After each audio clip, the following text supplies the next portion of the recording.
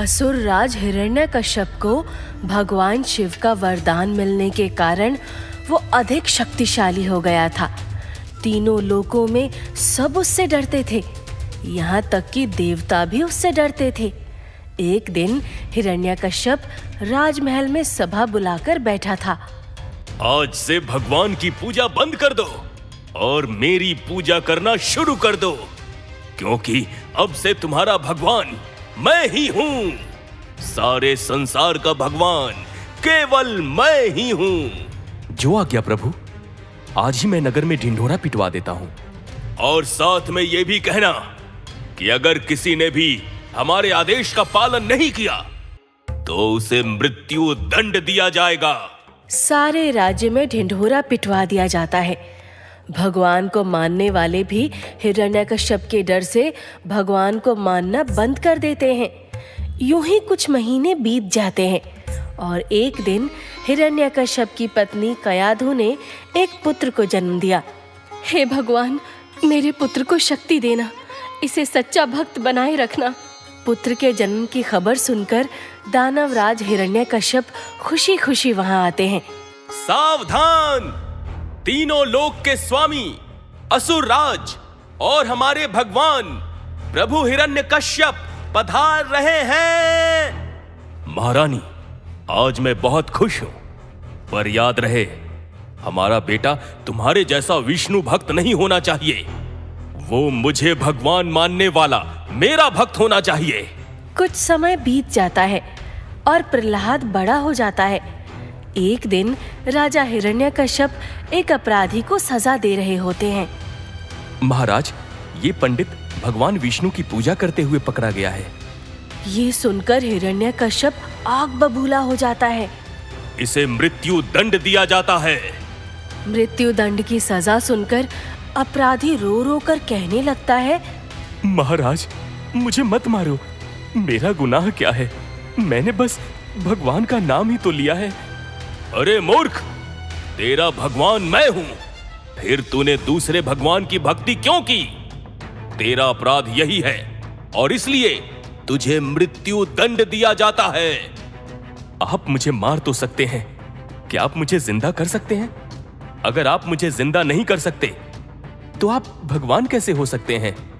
बाल प्रहलाद ये सब सुन रहे होते हैं। सभा खत्म होने के बाद जब वो अपनी माता के पास आते हैं तब माँ से पूछते हैं, माता, क्या मेरे पिता भगवान है?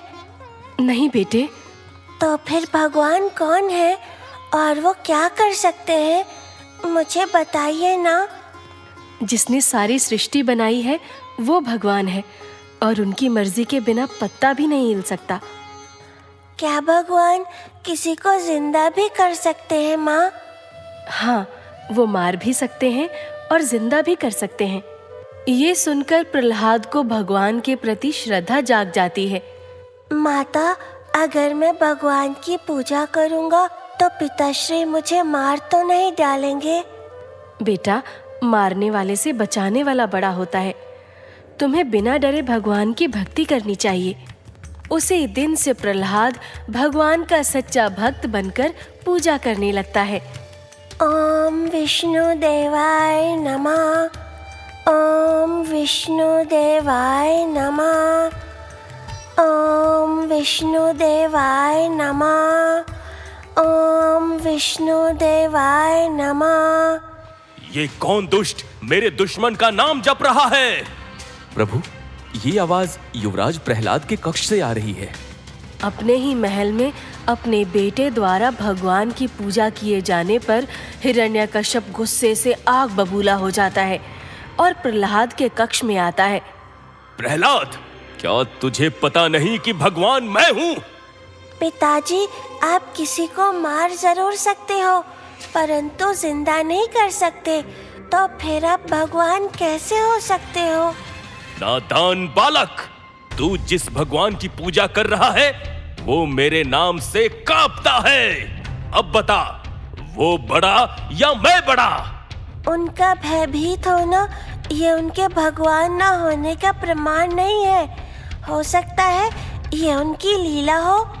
तू मेरा बेटा है इसलिए तेरी हर गलती माफ करता हूं, पर अगर तूने यही गलती दोबारा दोहराई तो मुझसे बुरा कोई नहीं होगा। प्रहलाद को धमकी देकर हिरण्यकश्यप वहां से चला जाता है और महारानी के पास आता है। महारानी, तुम्हारा बेटा धर्म के रास्ते पर चल पड़ा है। अगर तुमने उसे नहीं समझाया तो मैं भूल जाऊंगा कि वो हमारा पुत्र है। एक माँ होने के नाते मैं अपने बालक को गलत शिक्षा नहीं दे सकती महाराज, मुझे क्षमा कीजिए। तो फिर उसे कह देना कि परिणाम भुगतने के लिए तैयार रहे। हिरण्यकश्यप गुस्सा होकर वहां से चला जाता है और अगले दिन हिरण्यकश्यप प्रहलाद को एक अपराधी की भांति अपनी सभा में बुलाता है। बोलो प्रहलाद, तुम मुझे भगवान मानते हो या नहीं? नहीं, जो जन्म लेकर मर जाता है वो भला भगवान कैसे हो सकता है? मैं अमर हूं मूर्ख बालक। मैं ना दिन में मर सकता हूं और ना ही रात में। ना धरती पर मेरी मृत्यु हो सकती है और ना ही आसमान में। मुझे ना नर मार सकता है, ना नारी, ना पशु, ना पक्षी। ना आग मुझे जला सकती है और ना पानी मुझे डुबा सकता है। ना घर के अंदर, ना घर के बाहर, ना ही अस्त्र, ना ही शस्त्र। मुझे कोई नहीं मार सकता। मैं ही सृष्टि का भगवान हूं।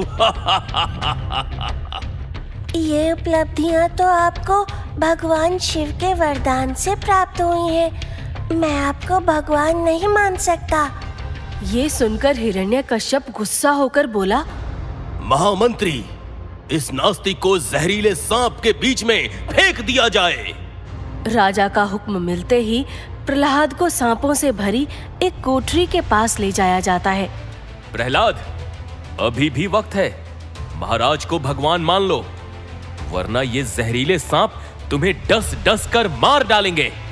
मुझे मेरे भगवान पर भरोसा है, वो मुझे इन जहरीले सांपों से जरूर बचा लेंगे।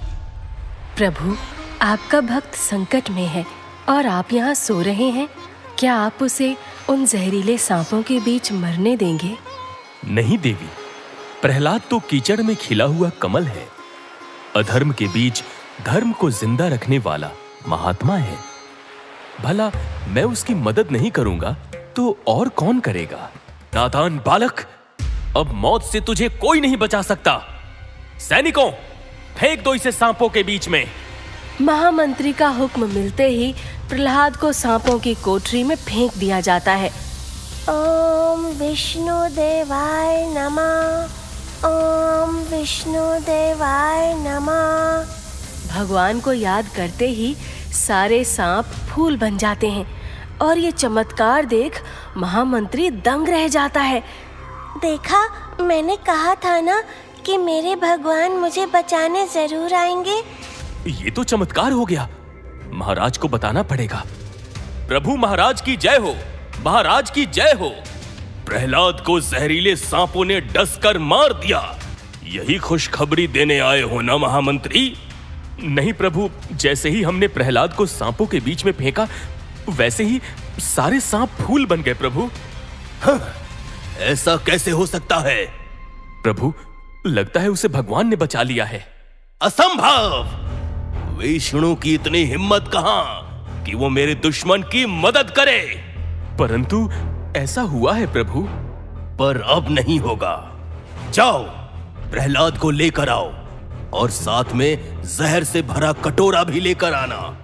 कुछ ही देर में प्रहलाद को पेश किया जाता है। तुझे बहुत भरोसा है ना तेरे भगवान पर? तो चल, इस जहर को पीकर बता। प्रभु, एक बार फिर से आपका परम भक्त मुसीबत में है। हाँ देवी, मुझे जाना ही होगा। तुझे तो मेरा पुत्र कहते हुए भी लज्जा आती है। चल, जल्दी से ये जहर से भरा कटोरा पी और तेरे भगवान को प्यारा हो जा। मुझे कुछ नहीं होगा पिताजी। ओम विष्णु देवाय नमः। ओम विष्णु देवाय नमः। जहर से भरा कटोरा दूध बन जाता है और प्रहलाद बड़े आराम से उसे पी लेता है। ये देख हिरण्यकश्यप गुस्सा हो जाता है। लगता है प्रहलाद जादूगर बन गया है, पर अब उसका जादू मैं नहीं चलने दूंगा। महामंत्री, प्रहलाद को जलती हुई आग में फेंक दिया जाए। हिरण्यकश्यप का आदेश मिलते ही प्रहलाद को जलती हुई आग में फेंक दिया जाता है। पर वहां पर भी भगवान विष्णु अपने भक्त प्रहलाद को बचा लेते हैं। ये देख हिरण्यकश्यप और भी आग बबूला हो जाता है। कौन है वो दुष्ट जो मेरे दुश्मन की जान बचा रहा है? महामंत्री, मेरे दुश्मन को ऊंची पहाड़ी के ऊपर से नीचे फेंक दिया जाए। पिताजी, मुझे मेरे भगवान बचा रहे हैं। अगर आप भी जिंदा रहना चाहते हैं तो भगवान से माफी मांग लीजिए। इसे जल्दी से मेरे सामने से ले जाओ, वरना मैं इसे यहीं जिंदा गाड़ दूंगा। हिरण्यकश्यप का आदेश मिलते ही प्रहलाद को ऊंची पहाड़ी पे ले जाया जाता है। प्रहलाद, अभी भी वक्त है, अपने पिताजी से माफी मांग लो, जान बच जाएगी तुम्हारी। भगवान की ताकत आप क्या जानो महामंत्री, मुझे कुछ नहीं होगा। मेरी जान बचाने के लिए भगवान खुद यहाँ पर आएंगे।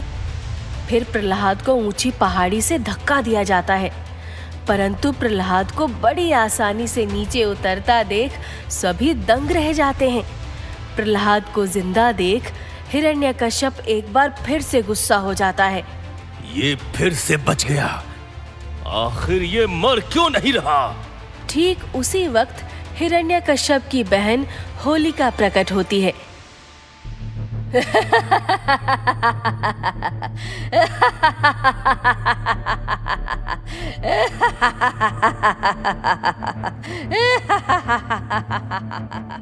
बहन होलिका, तुम इस वक्त यहाँ?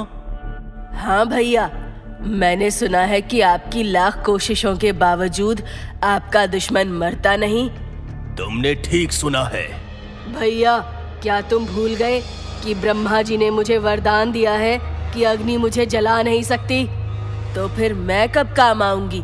मैं प्रहलाद को अपनी गोद में बिठाकर लकड़ियों पर बैठ जाऊंगी, फिर तुम आग लगा देना। मैं इसे अपनी गिरफ्त से छोड़ूंगी ही नहीं।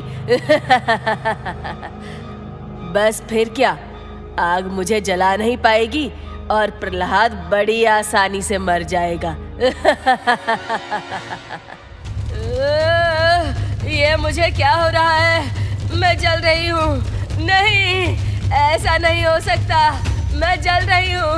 बचाओ, बचाओ। भगवान विष्णु की कृपा से एक बार फिर प्रहलाद की जान बच जाती है और होलिका दहन हो जाती है। ओम विष्णु देवाय नमः। ओम विष्णु देवाय नमः। होलिका को जलकर मरा हुआ देख हिरण्यकश्यप आपा खो देता है। असंभव! होलिका कभी नहीं जल सकती। इसका मतलब साक्षात विष्णु ही इसकी मदद कर रहा है, परंतु अब इसे मेरे क्रोध से कोई नहीं बचा सकता।